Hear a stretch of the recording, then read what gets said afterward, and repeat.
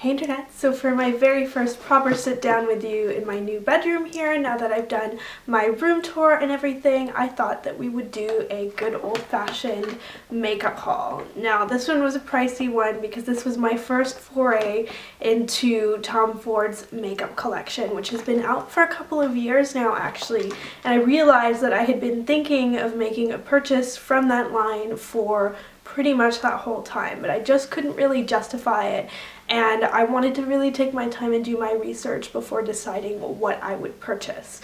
So now I have made my first jump. I bought 3 things and I got a ton of samples, so I'm going to show you everything that I got.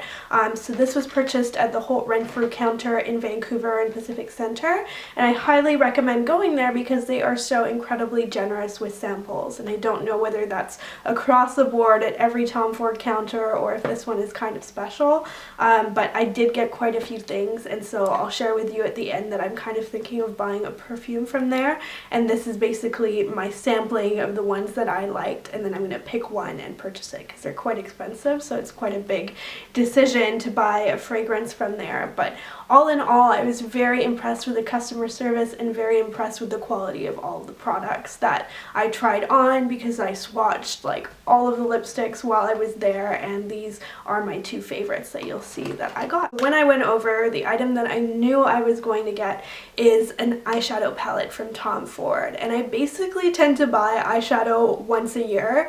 Last year around Christmas time I purchased the Lorac eyeshadow palette, and I haven't bought any eyeshadow really since then. I just think it's something that lasts forever, and it's not usually that original. If you wear a lot of neutrals like I do, you're gonna really tend to stick to a lot of taupes and browns.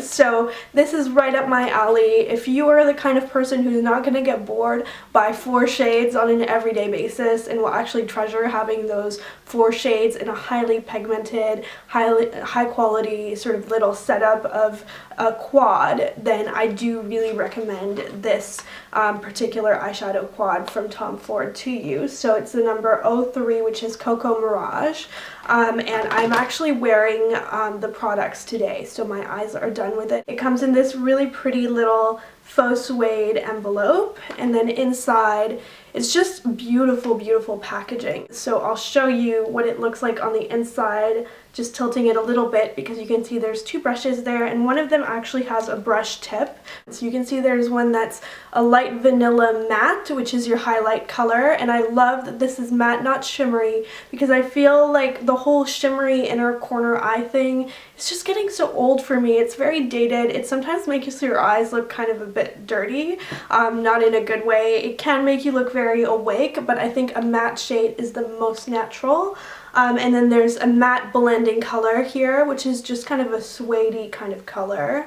A dark brown that's also matte, and then the only shimmer color is over here, and it's very similar to MAC's Mulch. I'll put my dupe ideas in the info bar below so that you guys have some dupe ideas if you are interested. And these are all incredibly buttery. They don't have too much fallout compared to Lorac. I would say they have more fallout than MAC shadows because they're softer, but less shadow fallout from the shadows than Lorac does. So those are all good things for me. I'm really happy with the quality of this. I do think that it does justify the price just because I like all 4 shades of this, and I so often have issues, especially with the Dior eyeshadow palettes, where I just don't like one of the colors and end up never using it, whereas this one I feel like it's so smartly designed that I will use all of these in an even kind of way. Then the first lipstick of the 2 that I purchased is the number 27 Bruised Plum, which is very, very similar to the now discontinued Black Orchid, and I had a little bit of regrets over not buying that one, but in the end I actually like this one better because I do think it's more easily wearable, being a true kind of plum. I picked this sweater for this video because it's kind of a true match to the lipstick, so I think they go really well together. This is from J. Crew Kashmir.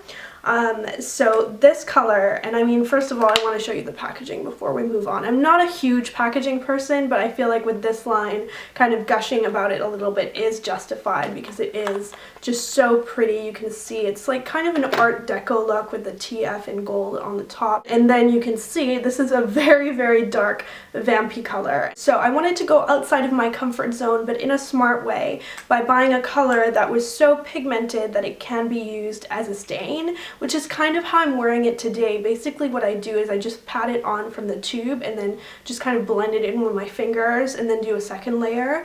And so you get a lot of pigmentation, but it's not that super like stark, dark kind of gothy kind of lip, which I do really like for evening. I think it's a real kind of fall look that never goes out, by the way, you guys. If you read magazines, it's kind of ridiculous. They always tell you like, oh, plummy, like dark, vampy lips are huge this year. I'm sorry, like plum, dark, vampy lips are in every year. Since like I've been wearing makeup, basically. It looks very just kind of bright and bold when you put it on, and then throughout the day it wears in a very even manner, eventually leaving you with a kind of plummy stain on your lips, like you'd been drinking wine, except when I drink wine I end up with this weird layer of gunk on the inside of my lips and not like a nice lip stain. But if wine wore evenly, then that's what it would look like with this lipstick. And the third and last item that I actually paid for is another lipstick, and if you want to pick this up, I urge you to look sooner rather than later, because this is the number 30 negligee and it is part of the fall collection from Tom Ford. It's extremely similar to Indian Rose, which is one of his other just very popular mid-tones that has been a bestseller and very like warmly reviewed by beauty bloggers, but it's a little bit browner than Indian Rose, and for that reason I think it's a lot more trendy, along with that kind of 90s lip look that's making all of the rounds on Instagram, and everybody's trying to figure out like what is the ultimate lipstick to achieve that. I guess this is kind of one of mine. I think there are many ways to achieve it. You can do kind of more plummy. This is more of like a pinky brown. It has a very subtle shimmer. It's very flattering on. It's in that sort of family of your lips but better lipsticks. I'm so annoyed with that sentence, and yet I use it all the time because that is kind of my most worn lip shade. I do want to show you the samples that they gave me, especially because I don't know if any of you guys might be familiar with Tom Ford fragrances and might have any to recommend to me. So if you do, please leave them in the comments down below, because I can't make my mind up about which one I want to get. But they all smell so wonderful that I'm definitely going to get one.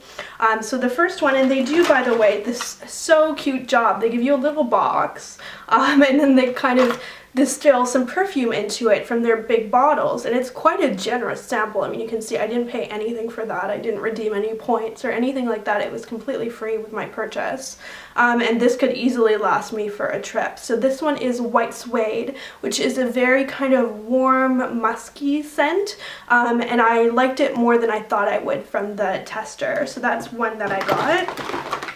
And then I got another two in those little bottles that they have.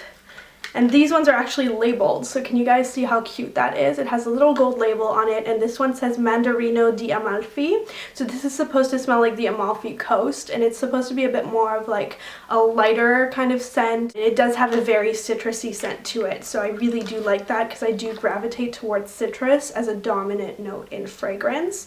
And then the other one is Champaca Absolute, and I really struggle to describe this one. I would say it's more of a floral kind of sweet musky scent as compared to the other. And this is the fragrance that I'm leaning towards the most, but I very well may change my mind because it's only been a week that I've been trying all of these products. I thought this would be a nice kind of review to do. This fragrance is one of his more classic ones, and this is Tom Ford's Velvet Orchid, which is a version of his original Black Orchid that's a little bit softer. So it's very musky, it's a little bit floral, it's very fall appropriate. This one is the most that like screams fall and winter to me. I'm now going to show you the swatches, and thank you for watching, and I will see you guys in my next video. Bye!